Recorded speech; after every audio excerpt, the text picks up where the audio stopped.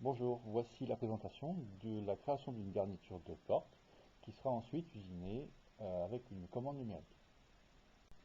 On va donc partir d'une référence que l'on a ici en image, que l'on mesure et on va ensuite reporter ces mesures dans une application web qui s'appelle Onshape, dont les liens seront dans la description, et on va détailler une partie du processus de construction. Alors, ici, on est déjà dans l'application, enfin dans l'outil web Onshape. On crée un nouveau document que l'on appelle porte en cliquant sur le bouton en haut à gauche Create. L'application se charge, voilà, et on crée un sketch. Alors un sketch, c'est un croquis, hein. Pour créer le sketch, on choisit un plan. Ici, on choisit le plan de vue de dessus, top, parce qu'en fait, on dessine juste un plan. Alors après, on va peut-être créer un objet en 3 dimensions, mais au départ, on crée un plan.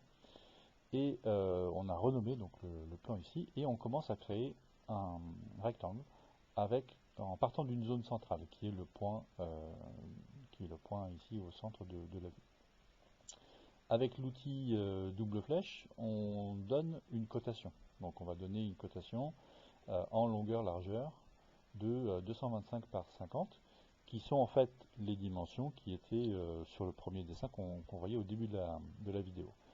On pose ensuite un petit cercle au centre de la vue aussi, qui fait à peu près voilà, 4-5 mm de diamètre. En fait, ça c'est un point qui va me servir par exemple à passer un clou ou une vis à l'intérieur de la porte. Voilà. Donc les dimensions qui sont posées ici, on peut soit poser des dimensions sur un segment de rectangle, un, un contour de cercle, un diamètre, etc. Ou dire, bon, en fait, voilà, je prends un point extérieur et un point intérieur du cercle, par exemple, pour donner une limitation. En fait, mon cercle sera décalé par rapport à 10 mm ou 20, donc là c'était 10, du côté du rectangle. Donc on va pouvoir euh, positionner des pièces, des tracés comme on souhaite.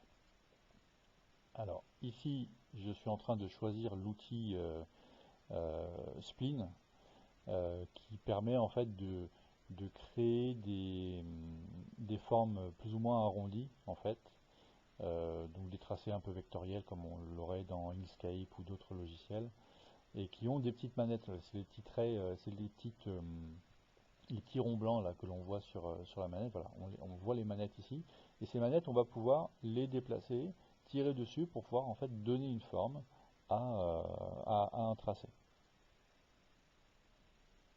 Alors là, j'efface une partie de mon objet. Voilà, donc je tire sur mon tracé pour donner forme. J'utilise en fait une fonctionnalité qui s'appelle miroir. Donc en choisissant en fait une ligne de référence qui va me servir de miroir, et ensuite la ligne à recopier, et on voit en fait voilà, donc que ma forme a complètement été fermée. Je vais faire exactement la même chose de l'autre côté où j'efface la partie basse du rectangle. Je reprends en outil miroir, mais cette fois-ci sur la partie horizontale, et je recopie les deux entités pour recréer donc la forme sur la base. Ici, j'ajoute un cercle qui, euh, qui va permettre en fait donc de passer la poignée. Ça c'est le cercle. Donc à peu près ouais, 15 mm, c'est bien à peu près ce qu'il faut. Hein. 15 mm pour l'avoir testé, c'est à peu près la taille qu'il faut pour pouvoir faire passer une poignée. Alors on pourra agrandir le cercle ou faire un cercle de 14 si on voulait, et puis le réagrandir un petit peu plus tard si on veut en pensant. Mais bon, après ça c'est euh, par rapport à vos cotes à vous. Et au niveau de l'emplacement de la poignée, 85 mm par rapport à la hauteur, c'est voilà, c'est suffisant. Donc moi, ma poignée n'a pas d'ouverture pour mettre une clé par exemple, hein, mais si vous en aviez une, ça serait à rajouter. Alors on a vu que une fois qu'on a sélectionné notre objet, on a utilisé un outil qui s'appelle l'extrusion, et qui me permet ici, avec la depth, la profondeur, de donner en fait une épaisseur à mon objet. Donc il dépend, en fait, cette épaisseur qui dépend en fait euh, de la matière que vous allez utiliser, et qui sera découpé, qui sera inséré ensuite dans la commande numérique. Donc moi, mon bout de bois, que je dois usiner, fait 15 mm. Ici, j'ajoute une sorte de...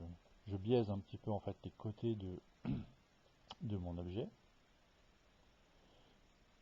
et je fais des petits biseaux un petit peu partout autour pour voilà, donner un petit peu un petit semblant de ponçage un peu sur les côtés. Donc ça c'est la commande numérique hein, qui va travailler sur ça. Une fois que c'est fait, donc je sélectionne mon objet, donc la partie 1 là qu'on voit ici que j'ai sélectionné. Donc en fait c'est un objet, c'est le volume de mon objet que j'exporte et que je vais exporter, donc je lui donne un nom là, et que je vais exporter au format STL. C'est le format STL alors, qui pourrait être utilisé soit pour l'impression 3D, mais ici qui va être utilisé dans mon logiciel de commande numérique. Alors, dans le logiciel de commande numérique, ici on voit le panneau de commande alors c'est pas très clair hein, parce que je filme avec mon téléphone portable, le panneau de commande de la machine, la Roland, qui me permet en fait de déplacer en X, Y, Z, de déplacer la tête, donc là j'éteins la lumière, de déplacer la tête de la fraise, de la positionner au bon endroit. Alors avant j'ai mis mon bout de bois sur ma plaque, je l'ai bien positionné, je l'ai calé avec des vis. J'ai fait un petit croix au centre de ma plaque pour dire voilà, c'est par rapport à cet endroit-là que je vais commencer à usiner. J'ai placé donc, ma plaque en X, Y, Z très précisément. Et ensuite, j'utilise donc le logiciel là que l'on a nous ici au Fab Lab et je paramètre les pièces que j'ai créées. On voit hein, que j'ai créé en double. Hein, c'est-à-dire que j'en ai fait dès le départ avec OnShape. Je ne l'ai pas montré dans la vidéo, mais j'ai créé deux entités. J'ai créé en fait une copie de l'objet part 1 qu'on voyait au départ et que j'ai exporté. En fait j'en ai fait une copie parce que je me suis dit autant en faire deux d'un coup parce que mon morceau de bois pouvait le permettre, j'avais assez de place dedans.